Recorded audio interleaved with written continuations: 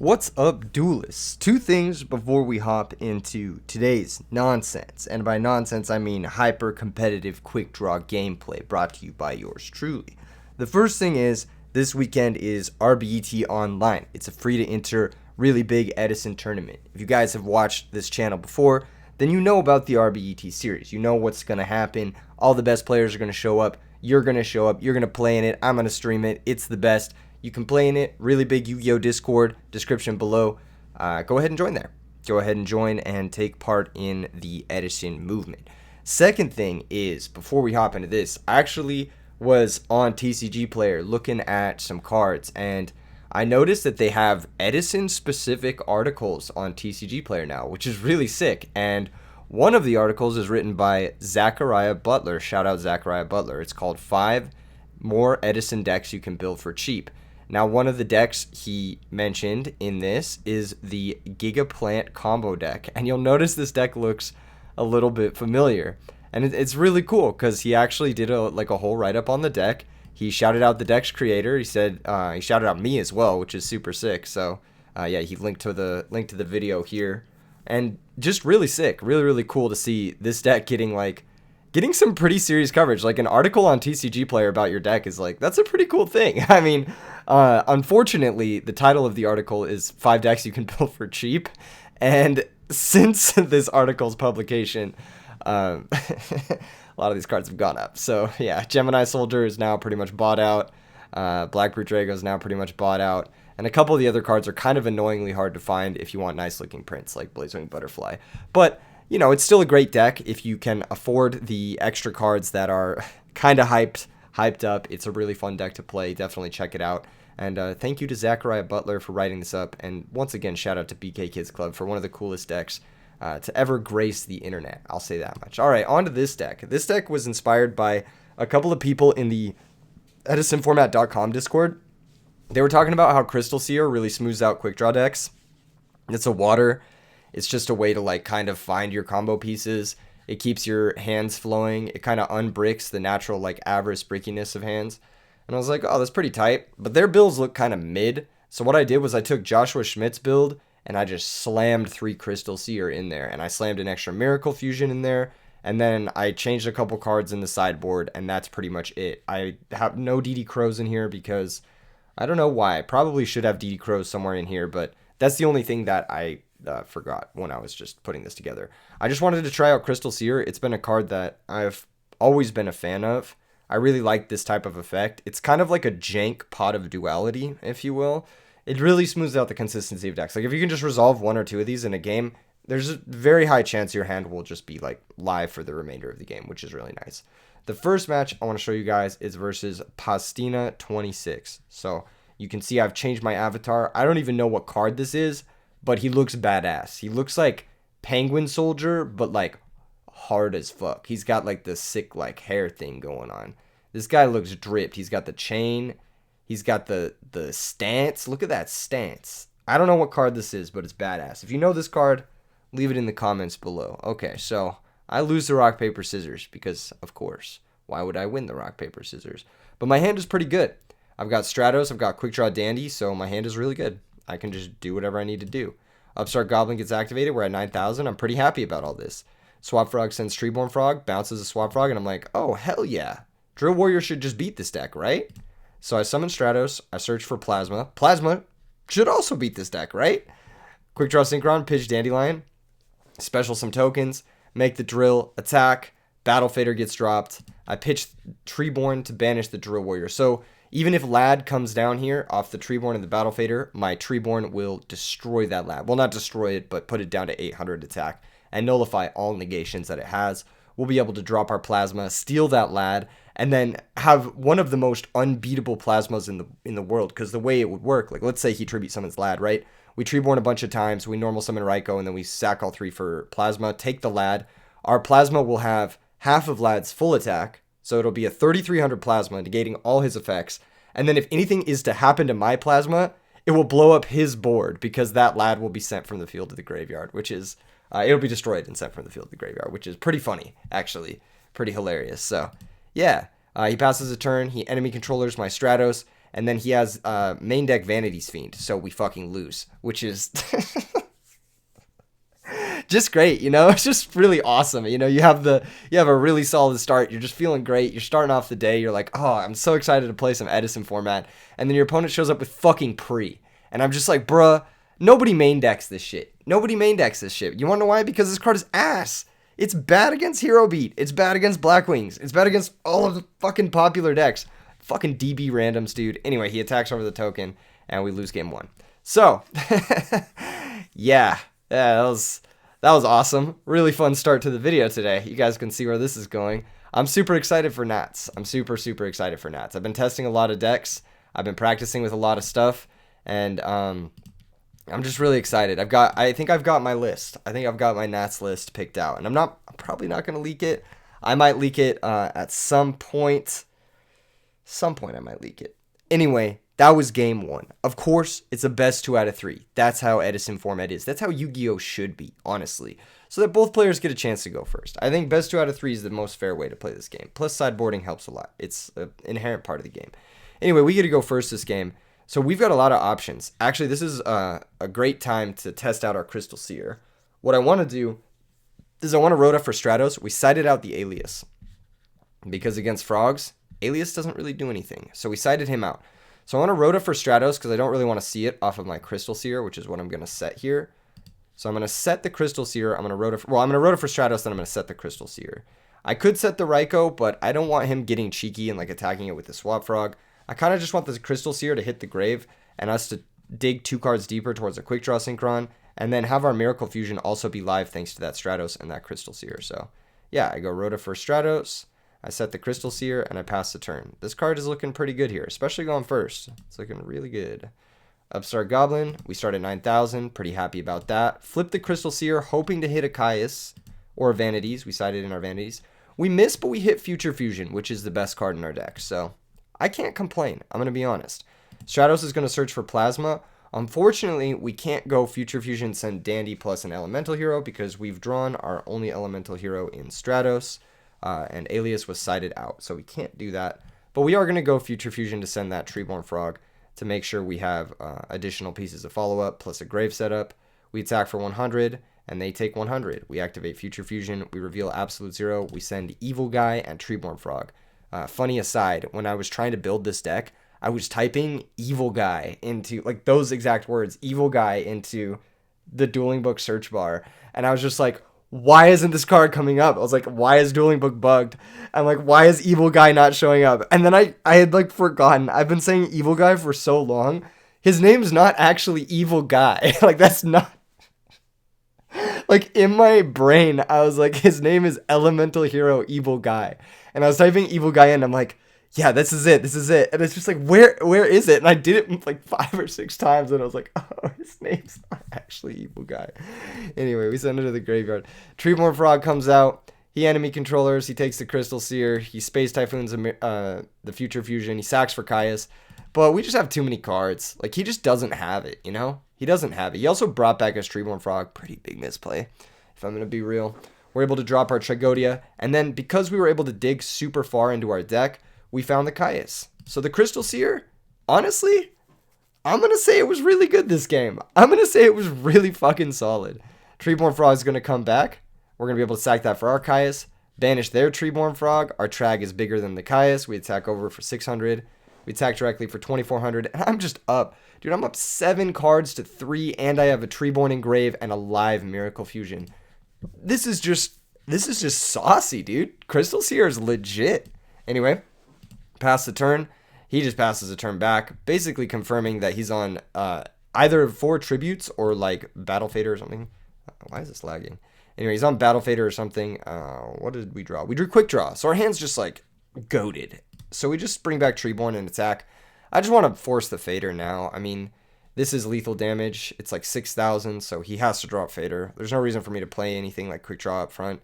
I'm just going to set the Raikou. I have 3 threats now. He has to deal with all 3 in order to come back into this game, and that's pretty much impossible for the Frog deck to do. Once you have 3 threats in play, like these like regular Frog decks, they just can't do anything. They're just done. He draws, he sets a monster. Raikou's going to flip, target his Frog, mill 3, and he's going to concede. So, Yeah, good shit. Good shit. Easily clapped. Game 1, we got cheesed by some pre-board bullshit. And Game 2, we just crushed him, which is honestly deserved. We go second Game 3. So, I did board out some of my flip effect monsters to bring in Cyber Dragons for Game 3. And I had already brought in all 3 copies of my Soul Exchange, as well as my Vanity's Fiend.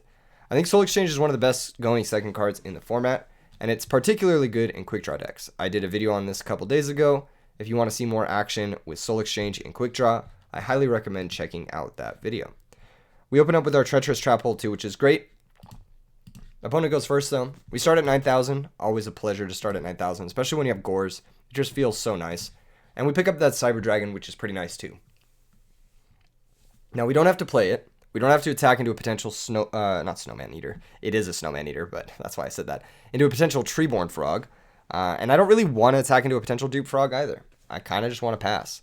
If he has Vanity's Fiend, alright, he has Vanity's Fiend. We can at least Soul Exchange into Cyber Dragon and get rid of the Vanity's Fiend. So we have like a jank out to it. We will take 2,400, but it's only like taking 1,400 because the upstart gave us 1,000. So we pass back to him. He passes back to us. He sets a monster on our turn, and I'm like, bro. And I'm like, alright, you know what? It's cool. It's cool. You can fix your mistake. I'll just special the Cyber Dragon. We pick up another Soul Exchange, which means we can double Soul X into Gores if we need to. So I'm like, I feel comfortable just trading the Cyber Dragon with whatever he set first, because I'm pretty sure since he didn't sacrifice it, it's not a Treeborn Frog, and he didn't flip it to attack me, so it's not a Treeborn Frog. So I'm gonna attack into it. It's a Snowman Eater, and we take that 1-for-1 trade. Pretty good for us. Pass the turn. We could have set Treacherous Trap Hole, but I didn't want to Treacherous into a potential Treeborn and Dupe Frog, so yeah, he sacks for Vanity's Fiend, and this is kind of exactly what we thought would happen. Vanity's attacks for 2,400, and I'm like, okay, but it's like we took 1,400. So our life total is still pretty high. Our Gores is still live. He sets a back row here, an enemy controller, and passes a turn. We go for Soul Exchange, Tribute Set, Quick Draw Synchron, and then pass the turn. And now he has this card in his back row, which he can't use. And his hand is full of cards that he can't use. Passes a turn, we pick up Dandelion. I'm like, oh, that's pretty good. Let's just pass again. Pass the turn. He draws another dead card here. I'm like, oh, okay. We pick up a card, and I'm like, I'll just go to my end phase. Discard the Dandelion. Get the tokens. And next turn, I can make Drill Warrior. And since one of his Vanities is already gone, that means he'll have to find another Vanities and a way to summon it, which he has neither of thus far. So we get 2 tokens. Pass the turn. He draws Treeborn, finally. Sets it, passes the turn. We draw Soul Exchange, number 3. But still can't complain. I mean, it just gives us out to Vanities, gives us out to annoying monsters. I'm like, alright, can't complain about this. Flip the Quick Draw Synchro into Drill Warrior. You guys are probably thinking, like, why have I not set this Treacherous? Up until this point, I've wanted to keep a potential set Mystical Space Typhoon or Dust Tornado dead, in case he has that. So that's why I have not set any spells or traps. I go Drill Warrior, pitch one of the superfluous Soul Exchanges to banish him, and we pass. On his turn, he sets another back row. And honestly, I think he played this exceptionally poorly. What he should have done was, on attack declaration, use his enemy controller, sack his Treeborn Frog, take control of my Drill Warrior, pass back the Drill Warrior end phase, and then on his turn, bring back the Treeborn enemy controller, take my Drill Warrior, sacrifice it for the Thestalos that he has, and take over the game that way. Alas, my opponent is now stuck with 2 enemy controllers in his back row, a Gores in his hand, Brain Control, which does nothing versus the Drill Warrior, Heavy Storm, which does nothing versus no back row, Soul Exchange, which does he have Soul Exchange? No, he has Battle Fader though. And he has 2 Monarchs that don't do anything against Drill Warrior. So as it stands, my opponent just misplayed like a noob, and we get him. And the reason I'm being so rude, and there's a reason I'm being so rude. I activate the Drill Warrior, pitch Dandy, banish it, and he DCs, which is rude. It's very rude. I don't like that. Quit out of the duel. Don't make me wait a minute and a half. Very rude. I blocked him after this. Fucking rude. Anyway, next game. Next game is versus Snowman. Of course, I've got the fresh avatar, but Snowman's also got a fresh avatar. He's got Elemental Hero Absolute Zero, which is a card up until recently that I did not own. Alas, I have recently purchased my very first copies of Elemental Hero Absolute Zero. Thank you, based YouTube check, for giving me useless cardboard so I can make cool videos for you guys literally cool because Absolute Zero is a cool card temperature-wise with paper deck profiles. I'm finally starting to get a sick paper collection together so that I can show off some of these decks in paper, and I'm going to be able to make 2 decks and invite people over to battle against me live on camera so we can have IRL action. Finally. Things are all coming together. It's super hype. Honestly, everything is coming together. Nats, Edison, IRL RBETs are coming up, and of course, the RBET this weekend is coming up as well. Edison is popping. This is going to be the best year for the format. I'm feeling it in my brain right now. It's like activating all of my neurons. Anyway, we win the rock, paper, scissors because I deserve to. That's why. We get to go first. We open up with basically Pot of Greed, which is Rhoda, and basically Regeki, which is Treacherous Trap Hole, and basically Obelisk the Tormentor, which is Tragodia. So we go ahead and Rhoda for Stratos and search the evil guy. Passing the turn. Opponent draws, activates Terraforming, and my anxiety starts to kick in. My PTSD gets activated because I have played against this deck so fucking much in the last 2 weeks, and it's just like I don't want to randomly get OTK'd by Gear Town Mausoleum Lad. I don't want to get randomly OTK'd, and I know it's gonna happen. I know it's gonna fucking happen. Alas, he goes Gear Town, Typhoon his own Gear Town for the -1, and I'm like, okay, breathe a sigh of relief. Ancient Gear Dragon comes out. Ancient Gear Dragon runs over the Stratos, and we're able to drop Tragodia. And this is all good. This is all fine and dandy. I'm cool with dropping Trag here because if he has a Battle Trap for my Trag, which he won't because I think he's playing the... Well, I actually don't know what he's playing yet. But if I think he has a Battle Trap... I'm losing my train of thought. Oh, I can force a Battle Trap with Trag, and then main phase 2, I can Evil Guy into Caius to banish this guy. So, that's what I was thinking. Anyway, we pick up Quick Draw, which is very nice. It's just going to be a 5th monster for our first Avarice. We switch the Trag to attack. We attack over the guy. He switches us to defense, and I'm like, okay. I shall set my Treacherous and pass. The Ancient Gear Boy still can't get over the Tragodia. The big spider monster has huge stats. He'll need to commit yet another card in order to get over this Tragodia, in which case we can trade 2 for 2 with the Treacherous Trap Hole, and then have the Evil Guy Caius unlocked. So that's the game plan. He goes for the Dark Dust, and I'm like, oh, that is a premium card to get rid of, because this card's actually really hard to deal with for the Quick Draw decks. It's really good against Quick Draw from the Mausoleum Frog deck. It's like one of the better cards they have. So yeah, getting rid of that is very, very nice. We blow up both 2 for 2, but it's kind of like a 3 for 2 because he Terraforming for Gear Town, and then he spent Gear Town and Typhoon to summon this, so it was 2 cards, and then a 3rd card on the Dark Dust. Whereas for us, we spent Treacherous and Tragodia, and the Stratos replaced itself, so we only spent 2 cards to his 3, which is really nice. Leaves us just up a solid amount versus him. We're now up 6 cards to 3, which is just amazing. We can set this Raikou and pass. He doesn't have Treeborn Frog, so it's going to be really difficult for him to Caius us. He goes ahead and draws. He could Soul Exchange it. That would suck, but then he'd have to set his monster, which I'm totally okay with. And then I could special Evil Guy Caius run it over. And we'd have 1 card off of a live Avarice, which isn't so bad. We could even pitch Evil Guy for Quick Draw and then sack for Caius and then actually have a live Avarice too, which wouldn't be too bad. He just passes the turn. We activate Quick Draw here. We pitch the Evil Guy. We special summon the Quick Draw in attack position. We summon Debris Dragon. We special summon the Evil Guy. We synchro into Nitrous Warrior. And then we just attack with the Debris and the Nitrous Warrior. He drops Battle Fader. Main phase 2, we flip Raikou to pop the Battle Fader. So saving the Raikou activation here to play around some sort of Battle Trap that he has or Battle Trick. We mill 3, and our Avarice is now online. We can synchro into Iron Chain Dragon. Not only can we have Avarice online here, but we can have Avarice while leaving a Water and a Hero, leaving Miracle Fusion online as well, which is very, very nice. So we go for the Avarice, shuffle back all the guys, all the lads, all the little dudes. Draw 2 cards. We pick up Book of Moon, which is very nice because that can pump up our Nitrous Warrior, and it can also protect us from brain control. He goes ahead and passes the turn. We pick up Future Fusion. Now we could activate this Future Fusion, but I'm pretty sure he has another Battle Fader by the way he's playing. So what I'm going to do is actually hold the Future Fusion for a future turn. Future Fusion for a future turn. To pump up the Nitrous Warrior. We're just going to attack. We don't need to activate it quite yet. Battle Fader is going to get dropped. I'm going to set the Raikou. Again, like I said, commit 3 cards versus Frogs, 3 threats. They usually can't deal with it. It's usually game over. If you get this position versus frogs and they don't have their Dark Dust anymore, you pretty much have it locked up. He draws for turn. He activates Storm. We don't even need to chain the book. He activates Mausoleum, pays 2,000, summons Light and Darkness, but this doesn't even really matter.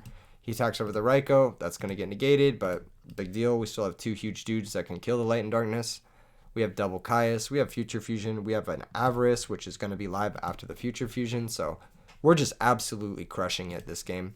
We attack over the Light and Darkness, blow up his whole board. He special summons out the Ancient Gear Boy. We just Caius that.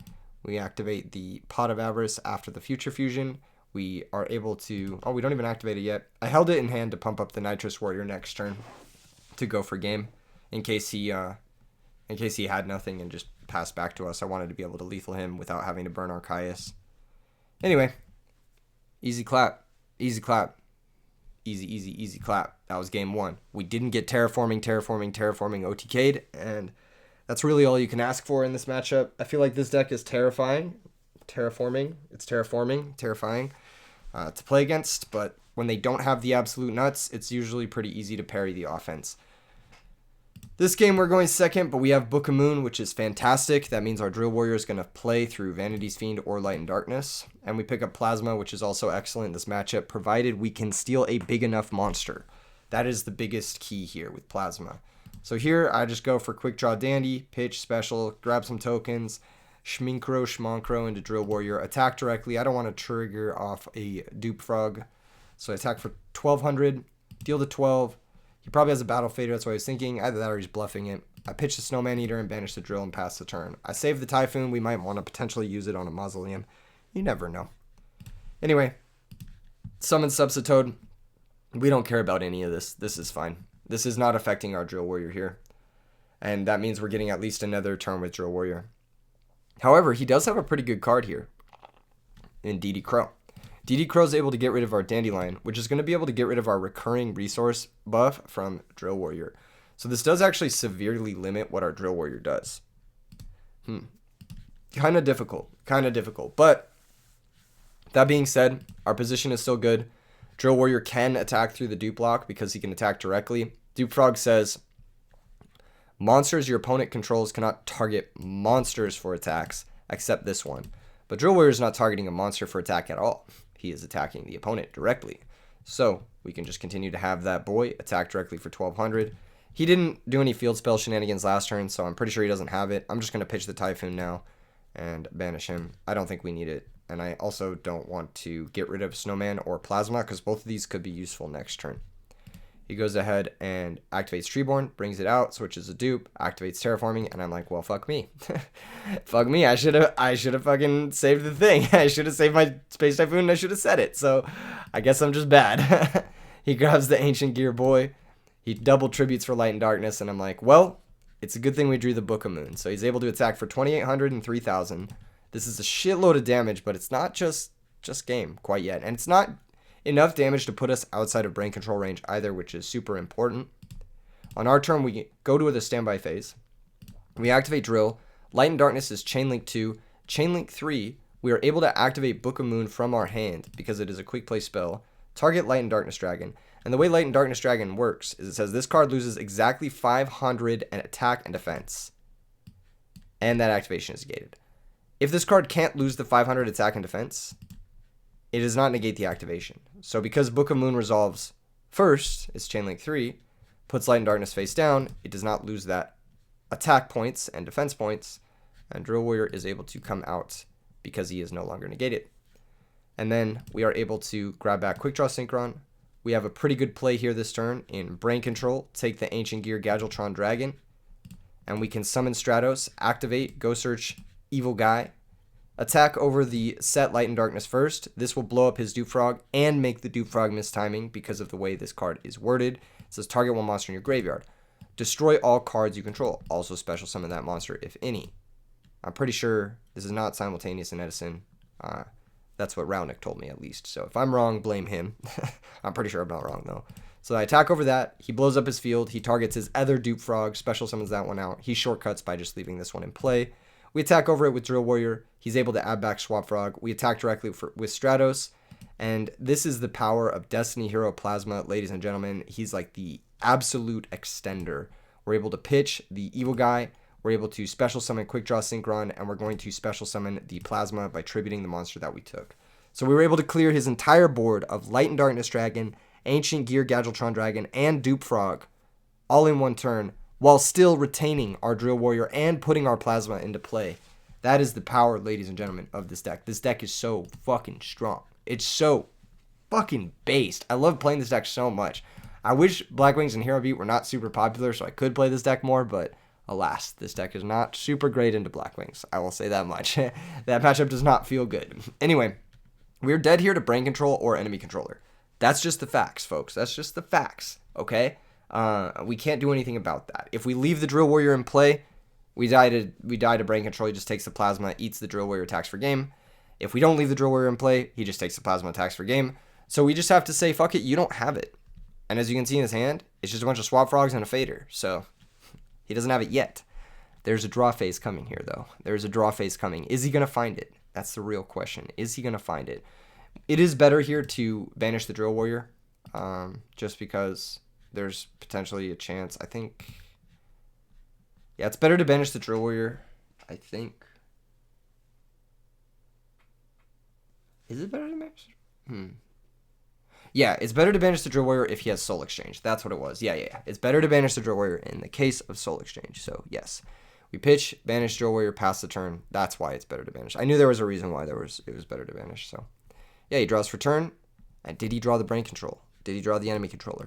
No, he did not. Thank base God. Okay, and we get back Crystal Seer for the draw step. Or, we don't get it back. We get it off the top. We get back, what do we get back here? It doesn't matter, because whatever we get back, we're discarding Drill Warrior this turn.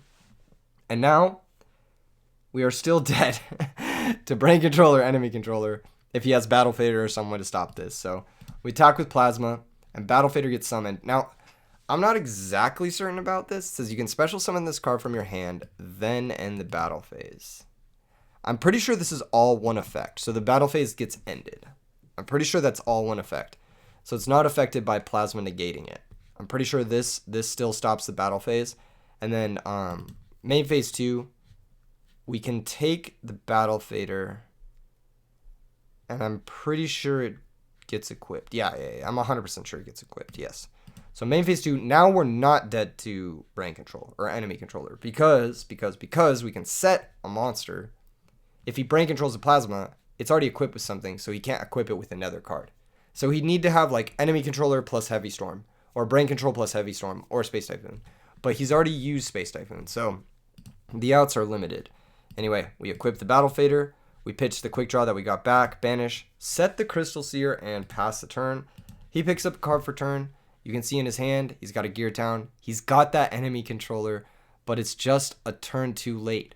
Or is it? He can actually bring back the Treeborn Frog, activate Enemy Controller, steal the Plasma, normal summon Swap Frog attack our set, Plasma attack us directly for game if Swap Frog gets over the set. Now, there is a chance the Swap Frog doesn't get over the set, and he takes a little bit of life points. But either way, I feel like he just has to go for it, because if he doesn't go for it, he loses next turn to Drill Warrior coming back. So I feel like he has to at least try to go for it. Thankfully for us,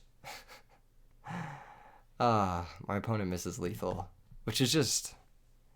that's just so nice. It's just so nice to be gifted games on a silver platter sometimes. It's so freeing. It's like everything is just going well. Everything in life is as it should be. Opponent misses lethal. We get back Drill Warrior. We top deck Miracle Fusion for game. I deserved this. I deserved every part of this. Absolutely based. Crystal Seer being the water. And you know what? This Crystal Seer actually fucking mattered this game as well, because as you can see, when I went for that Miracle Fusion, I had 2 waters and 2 heroes in my grave. So it made it so that my Miracle Fusion played around DD Crow. I'm pretty hype on the Crystal Seer tech. I'm not gonna lie. I'm pretty hype on it. Everything is as it should be, folks. Edison is on the rise. Stonks going up. Diamond Hands to the moon. Smash like, subscribe. I'll see you guys this weekend for RBET, of course. And I'll see you guys in another vid probably tomorrow. Peace out.